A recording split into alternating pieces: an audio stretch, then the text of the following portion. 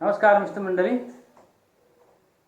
पिछले वीडियो में हमने बात की थी आओ मेरे मन के मुग्ध मित्र, सर्व कृष्ण मूर्ति द्वारा लिखित। आज हम बात करेंगे मत घबराना।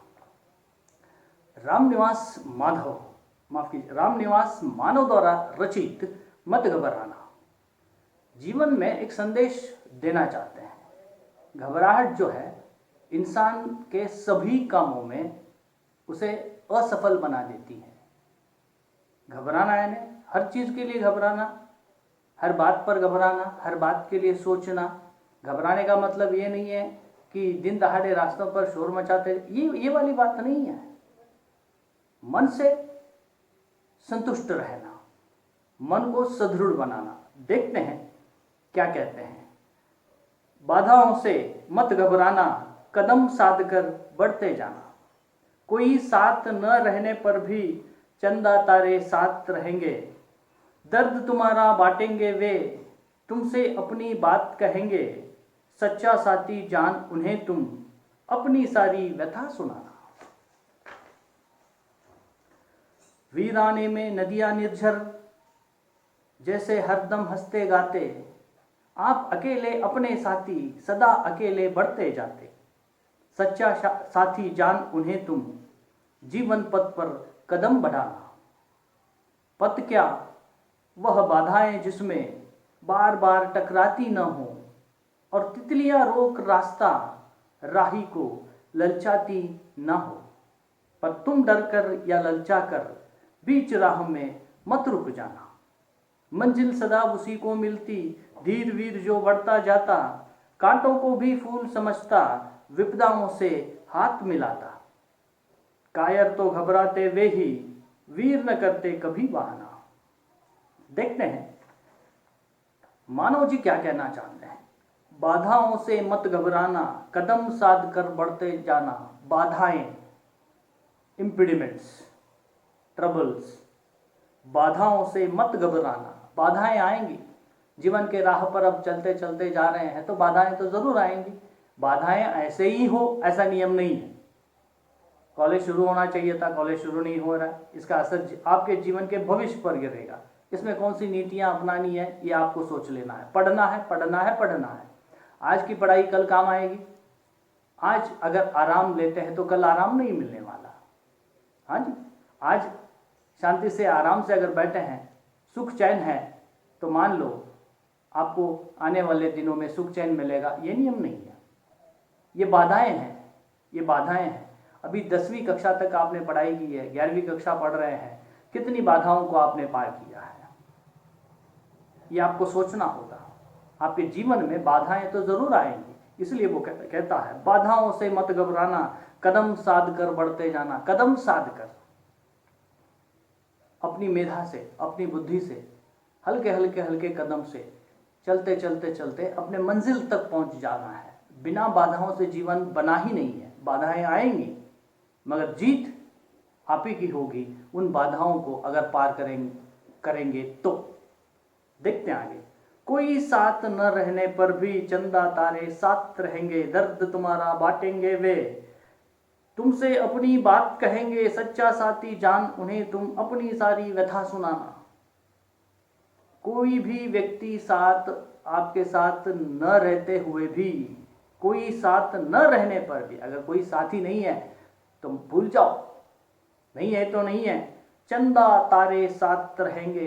चंदा तारे साथ रहेंगे यानी ये प्रकृति आपके साथ रहेगी। चंदा है, तारे है, पेड़ है, पौधे हैं।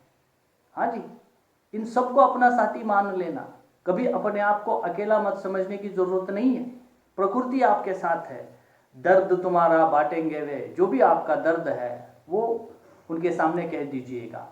मन में बातें कीजिएगा, प्रकृति से बातें कीजिएगा, पेड़ से बातें कीजिएगा, चंदा से बातें कीजिएगा, वो आपका दर्द अवश्य बांटेंगे। तुमसे अपनी बात कहेंगे। जब अपने मन को टटोलोगे, मन में सोचोगे, तो आपकी बाधाओं का हल वहीं पर मिल जाएगा। बाधाओं से जितनी दूर भागते भागते चले जाओगे, बाधाएं उतने ही पीछे पीछे पीछे आएंगे। उनका डट कर सामना करना। और चंदा आपके साथ है, तारे आपके साथ है, पूरी प्रकृति आपके साथ है। उनके सामने अपने दर्द को कह लीजिएगा, वो आपका सुनेंगे और अपनी भी कहेंगे। सच्चा साथी जान उन्हें तुम, उनको सच्चा साथी मानने की कोशिश कीजिएगा, उन्हें सच्चा साथी। प्रकृति निरंतर है, अमर है। प्रकृति में हम कुछ दिन रहने के लिए आए, इसलिए प्रकृति के साथ जुड़े रहिएगा। प्रकृति आपका साथ निरंतर देती रहेगी। आप उन्हें, उस प्रकृति को सच्चा साथी मान लीजिएगा, उस चंदा को सच्चा साथी मान लीजिएगा, उस तारे को, उस सूरज को, उस पूरी प्रकृति को अपना सच्चा साथी मान लीजिएगा। अपनी सारी व्यथा सुनाना, जो भी आपका दुख है, व्यथा, जो भी आपका दर्द है, उनके सामने रखिएगा। आपका दर्द जो है अपने आप दूर होता होता होता चला जाएगा। देखते हैं अगली पंक्ति में क्या कहना चाहते हैं। वीराने में नदियां निर्झर, जैसे हरदम हंसते गाते, आप अकेले अपने साथी, सदा अकेले बढ़ते जाते। सच्चा साथी जान उन्हें तुम, जीवन पथ पर कदम बढ़ाना। वीराने में नदियां निर्झर, वीराने जहाँ पर कोई नहीं रहता, घने जंगलों में, उन पहाड़ों के बीच नदी अकेली बहती रहती है, निर्झर, हमेशा झरता रहता है, हमेशा बहता रहता है। उन नदियों को देख लो भाई, नदियाँ हमेशा अकेले बहती हैं, उन्हें किसी साथी की ज़रूरत नहीं है।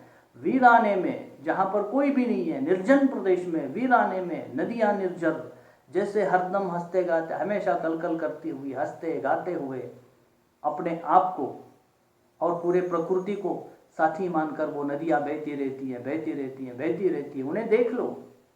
आप अकेले अपने साथी, सदा अकेले बढ़ते जाते।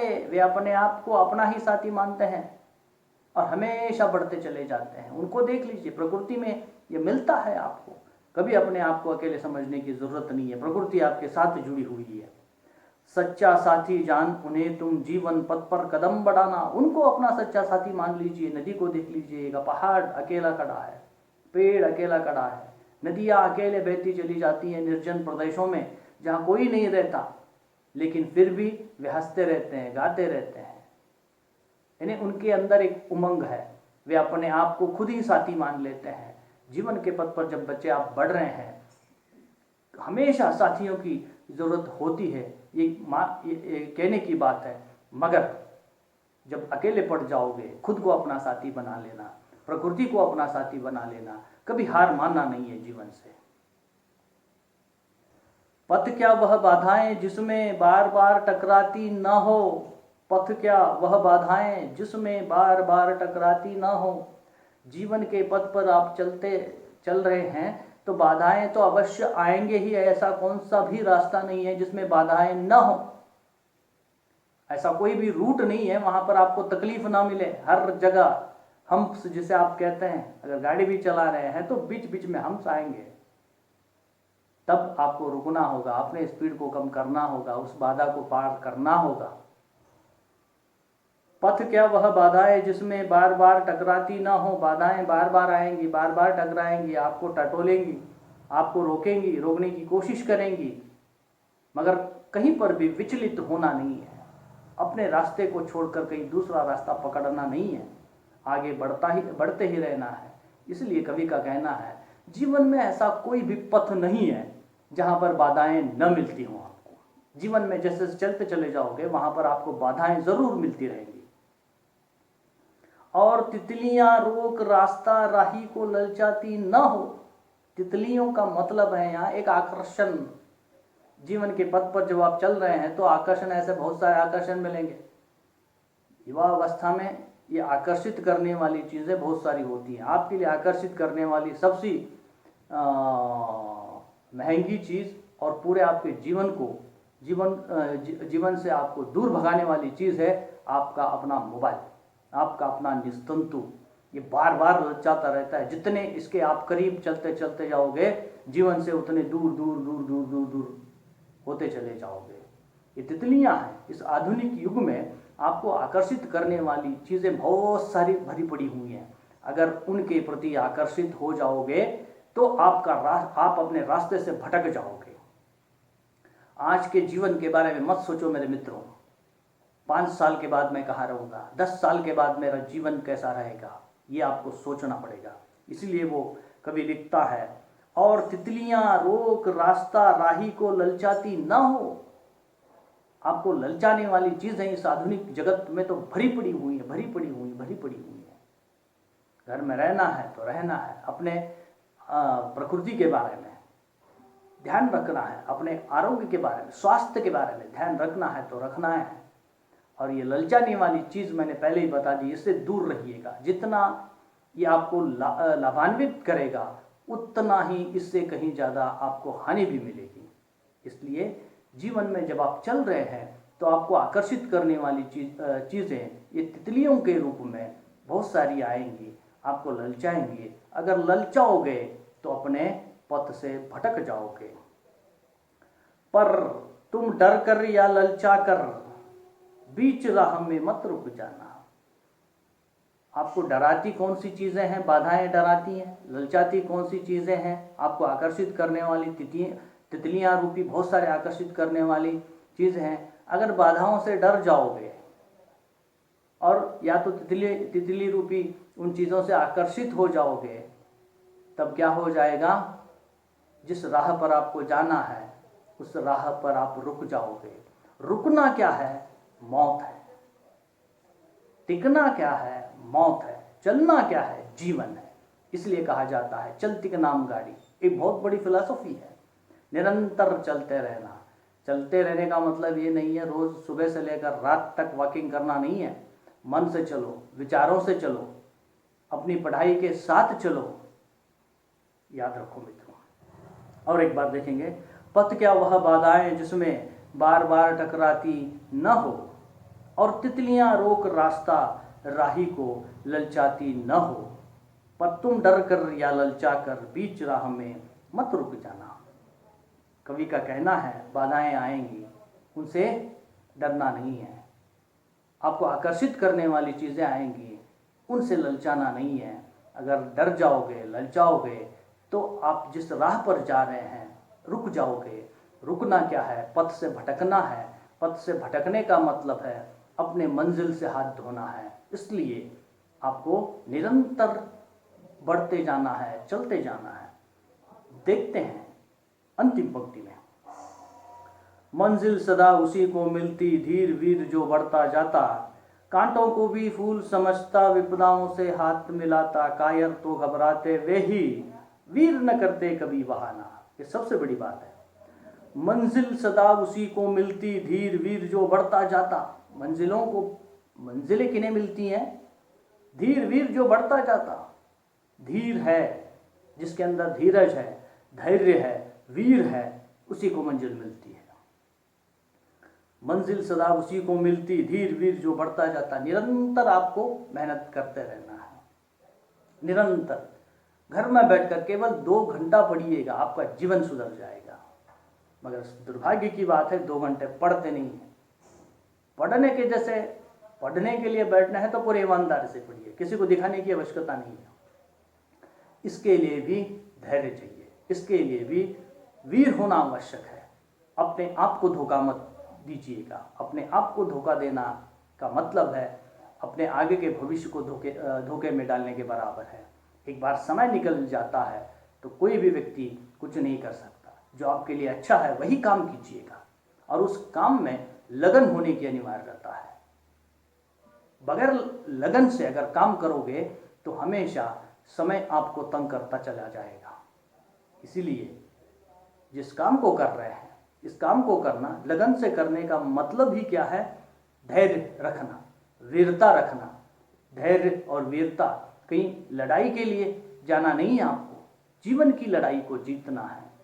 जीवन की लड़ाई को जीतना है तो धैर्य होना नितांत अनिवार्य है। छोटी मोटी बाधाएं आएंगी, हमें कोई नहीं पढ़ा रहा, हमें ये नहीं हो रहा, ये ऐसा हो रहा है, वो वैसा नहीं हो रहा है, कॉलेज होता तो ऐसा होता, सर पढ़ाते तो ऐसा होता, हम दोस्तों से नहीं मिल रहे हैं, इनसे नहीं मिल रहे हैं, घर में ही रहना पड़ेगा। ऐसी बहुत सारी चिंताओं में डूबिएगा मत।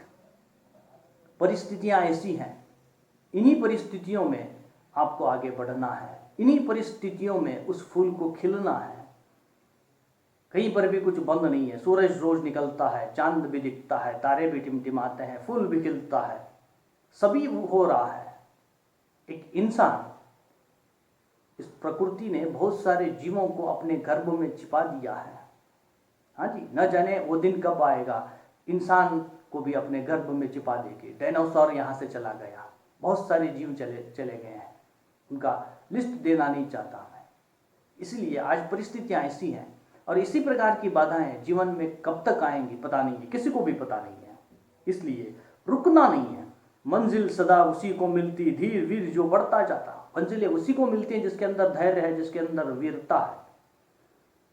कांटों को भी फूल समझता, विपदाओं से हाथ मिलाता। कांटों को भी फूल समझ लीजिए, जीवन में तकलीफ देने वाले सभी जगह भरे पड़े हुए रहते हैं, क्योंकि उनकी सोच छोटी रहती है, ओछे रहते हैं। ओछे यानी छोटे, दिमाग चलता नहीं है उनका। कांटों को भी फूल समझना, उन कांटों को भी फूल समझिएगा। और विपदाओं से हाथ मिलाना, विपदाएं बाधाएं आएंगी, समस्याएं आएंगी, हेलो थैंक यू देना उनको, उनसे हाथ मिलाओ और उस विपदा को पार कर लीजिएगा। कांटों को भी फूल समझना, जितने भी तकलीफें आएंगी, समस्याएं आएंगी, उन्हें फूल के रूप में लेना है, फूल समझना है और आगे। जो तो को कांटा बोवे तो ही तू फूल बो, तो ही फूल को फूल है वाको है त्रिशूल। जो आपके राह में कांटे बो रहा है उसके राह में आप फूल फेंकिएगा, इसका क्या हो जाएगा? जो आपके राह में कांटा बो रहा है वह कांटा उसके राह में चला जाएगा। आपने उसके राह में जो फूल फेंका है आपके राह में फूल बन जाएगा। जो आपकी राह में कांटे फेंक रहा है उसके साथ झगड़ा मत कीजिएगा, उसकी राह पर आप फूल फेंकिएगा। जिस व्यक्ति ने आपके राह में कांटा फेंका है वही कांटा उसको चुभेगा और जीवन भर चुभेगा। ये जीवन नियम है। इसलिए लेखक यहाँ पर कहता है कांटों को भी फूल समझना। जितनी भी विपदाएं आए, जितनी भी समस्याएं हैं, उनको फूल समझिएगा। अगर विपदाएं आती हैं तो उनसे गले मिलिएगा, उनसे हाथ मिला लीजिएगा। उस विपदा को दूर कैसे रखना है ये सोचिएगा और निरंतर आगे बढ़ते चले जाना है। कायर तो घबराते वे ही, वीर न करते कभी बहाना। अगर आपके अंदर कायरता है, अगर आप डरपोक है तो आप घबराएंगे। परिस्थितियां कैसे भी क्यों ना हो, घबराना नहीं है। अगर आपके अंदर वीरता है, अगर आपके अंदर धैर्य है, आप बहाने नहीं बनाएंगे। ऐसा होता तो ऐसा करता, वैसा होता तो वैसा करता। बहाने बनाने वाले कभी जीतते नहीं है। क्या जी? बहाने बनाने वाले कभी जीतते नहीं है। इस चीज को याद रख लीजिएगा। और नियम क्या है? जीवन के पथ पर वही जीतता है जो बहाने नहीं बनाता। रीजंस देना, काश ऐसा होता तो वैसा होता, मैं यहाँ पढ़ता तो ऐसा होता, हमारी गली ऐसी है, घर ऐसा है, बुआ ऐसा है, नहीं है। ज्ञान के लिए कोई सीमा, ज्ञान को किसी सीमा में बांध कर नहीं रखा जाता। जहाँ पर बैठे हो, आज के युग में तो जहाँ पर आप बैठे हैं वहीं पर आपको पूरा ज्ञान मिलता है। बस एक इच्छा होनी चाहिए, बस एक कामना होनी चाहिए और वो धैर्य आपके अंदर होना चाहिए। अगर आप वीर हैं, धैर्यवान हैं, वीरवान हैं तो आपको जो है जीवन में सफलता मिलेगी और कभी आप बहाना नहीं बनाएंगे। और पूरे कविता में कवि यही कहना चाहते हैं, जीवन का मतलब है, जीवन के पथ पर चलने का मतलब है बाधाएं जरूर आएंगी, इन बाधाओं से कभी डरना नहीं है। प्रकृति आपके साथ है, हाँ जी, चंदा तारे आपके साथ हैं। उन नदियों को देख लीजिएगा, प्रकृति में बहने वाले उन नदियों को देख लीजिएगा जो हमेशा निरंतर अकेले ही बहते रहते हैं और अपने आप को खुद वो साथी मानते हैं, किसी साथी की जरूरत उन्हें नहीं है। जिस प्रकार वो निरंतर कल कल निनाद करते हुए, हंसती गाते हुए नदियाँ जिस प्रकार से बहते हैं, उन्हें देख लीजिएगा, उनसे सीख लीजिएगा और जीवन को आगे बढ़ाते चले जाइएगा। और जीवन में ऐसा कोई भी पथ नहीं है जिसमें बाधाएं बिल्कुल ना हो। बाधाएं तो रहेंगे ही और इन बाधाओं में आपको आकर्षित करने वाली चीजें भी रहेंगी, मगर इनसे आकर्षित हो जाओगे तो पथ से भटक जाओगे और ललचाओगे तो भी भटक जाओगे। कभी ललचाना नहीं है, कभी घबराना नहीं है। जीवन के राह पर निरंतर आगे बढ़ते चले जाना है और मंजिल को वही पा सकता है जिसके अंदर धैर्य हो, जिसके अंदर वीरता हो, वही मंजिल को पा सकता है। और आगे कहता है इन कांटों को, कांटे रूपी इन समस्याओं को फूल समझ लीजिएगा, विपदाओं से हाथ मिला लीजिएगा। समस्याओं से हाथ मिला लीजिएगा और आगे बढ़ते चले जाइएगा। अगर घबराओगे तो अपने आप को कायर अगर आप घबराओगे तो इसका मतलब है आप कायर हैं, जीवन के पथ पर कभी आगे नहीं बढ़ सकते। अगर वाकई आप वीर हैं तो कभी भी बहाना नहीं बना सकते। मित्र मंडली, आज काफ़ी है, छोटे छोटे वीडियो मैं आपको बना रहा हूँ ताकि आप के मानसिक स्थिति को मैं जानता हूँ। आधे घंटे के 1 घंटे के वीडियो देखने की इतनी फुर्सत आपको नहीं है, शायद अच्छा भी न लगता होगा इसलिए। और इन 2 कविताओं के प्रश्नोत्तर जो है हम अगले अवधि में देखेंगे। धन्यवाद।